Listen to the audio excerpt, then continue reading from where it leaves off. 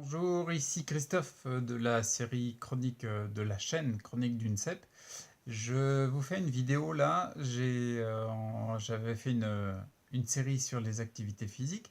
Donc là, je voulais faire une série, je verrai combien il y a de vidéos, sur l'alimentation. C'est vrai, on se pose beaucoup de questions sur l'alimentation. Souvent, on entend parler de dizaines, voire de centaines de régimes. Et moi, j'en ai essayé beaucoup, j'en ai expérimenté beaucoup, et je voulais faire un petit topo là-dessus.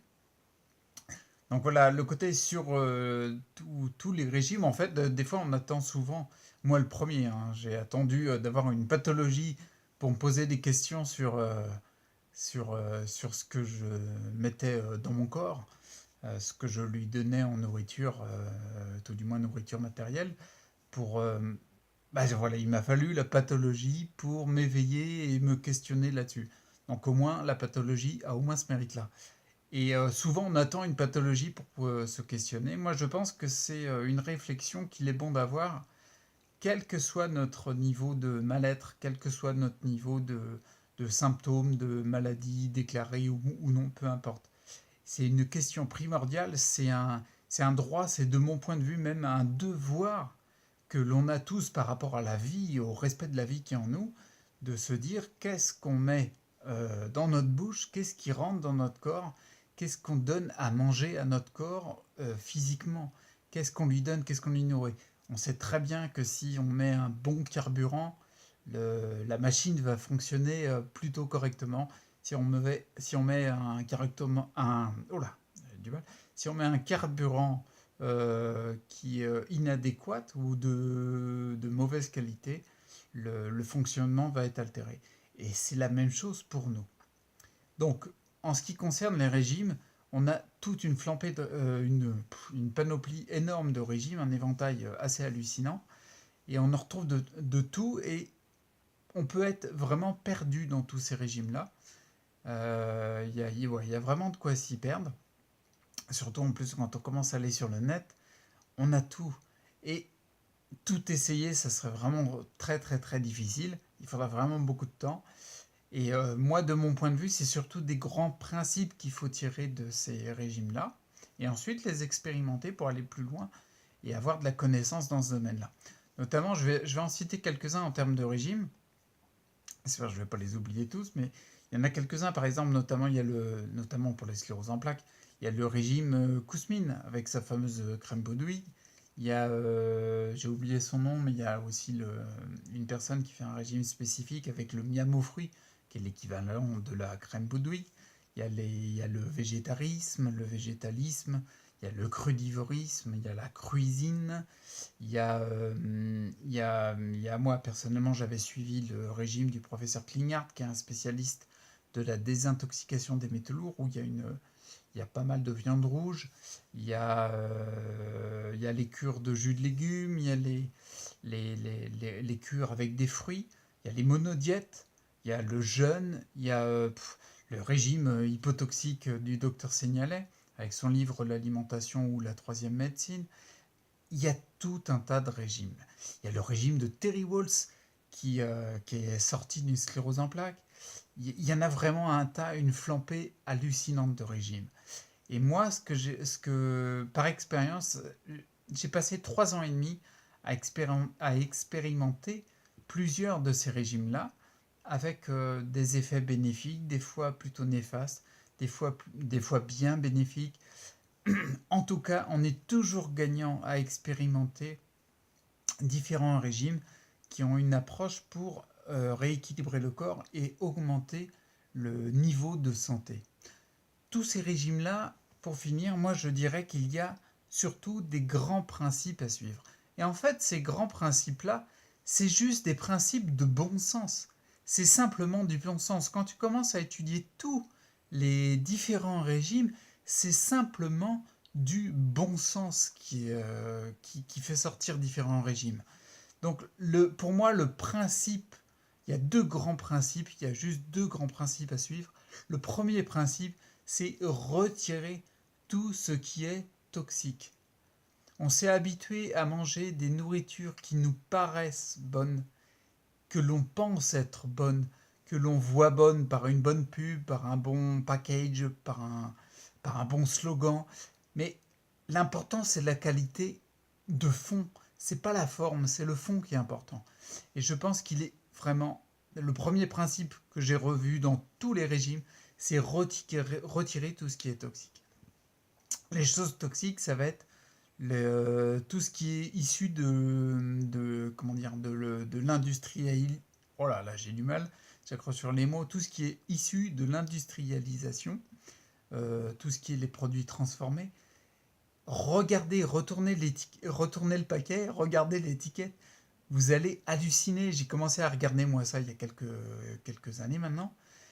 Il y a plus de produits chimiques que d'aliments que la Terre nous propose. Il y a plus de produits chimiques. Comment voulez-vous avoir une santé en ayant des éléments toxiques que vous donnez à l'intérieur de votre corps? Que ce soit aspartame, glutamate, les colorants, les émulsifiants. Mais tout ça, c'est juste néfaste pour le corps. Donc, premier élément, évacuer les éléments toxiques. Le lait, c'est pareil. Le lait. Non mais, sans déconner. On analyse juste, règle de bon sens. On regarde. Sur Terre, on est les seuls mammifères à boire du lait à l'âge adulte. Sans déconner, hein. On est les seuls mammifères à boire du lait à l'âge adulte. Si on regarde les animaux, ils boivent du lait quand ils sont nourrissons, quand ils sont enfants, quand ils sont bébés, mais à l'âge adulte, c'est terminé. C'est-à-dire que spontanément, par instinct, donc par bon sens, ils ne vont pas boire du lait à l'âge adulte. Et je suis désolé de le dire, mais côté mammifère chez les animaux, j'ai pas vu de sclérose en plaques, j'ai pas vu de fibromyalgie, j'ai pas vu d'Alzheimer, t'as jamais vu une vache avec Parkinson. Donc ça serait peut-être intelligent d'aller vers ce bon sens-là. Peut-être qu'on l'a perdu à force de se perdre dans une alimentation où il y a l'opulence, mais en fin de compte qui n'est pas bonne pour nous. Donc retirer les toxiques, c'est le principe pour moi numéro un. Et le principe numéro 2, une fois qu'on a retiré les toxiques, eh ben, prendre des éléments naturels. Eh, la terre, elle est pas contre nous, elle est avec nous. Elle veut rien, ça sert à rien de continuer à combattre. Elle nous propose des choses qui sont le plus naturelles. On est issu d'elle. On est né sur la planète. Elle nous propose des aliments qui sont, que ce soit sur le plan chimique, tout ce que tu veux, énergie, etc. Il n'y a rien de plus puissant que les éléments que la Terre, que la vie nous donne. Et nous, qu'est-ce qu'on fait? On continue à consommer des matières qui sont issues de notre mental. C'est-à-dire qu'on pense que notre mental est largement plus puissant que ce que la planète, que ce que la vie nous donne. Non, non, non. Premier principe, retirer les éléments toxiques. Deuxième principe, prendre les éléments les plus naturels possibles. C'est pour ça qu'à notre époque, on parle de bio. On parle de bio, on a tendance à aller plus vers le bio quand on veut quelque chose de plus proche de la nature. Mais je ne vais pas vous donner une nouvelle info, mais le bio, ça existe que depuis quelques décennies. Ça existe depuis quand? Ça existe depuis qu'on fait une alimentation autre que naturelle. Parce que avant les années 30 ou avant, ouais, avant 40, avant disons, j'ai du mal avec ce mot, avant l'industrialisation, le bio, ça n'existait pas. C'était juste naturel. Tu trouvais personne qui t'invitait à manger, qui disait t'inquiète pas, ma saucisse de Toulouse, elle est bio, ou ma carotte, elle est bio, ou ma patate, elle est bio. Ben non, parce que bio, c'était normal, c'était juste ce qui est.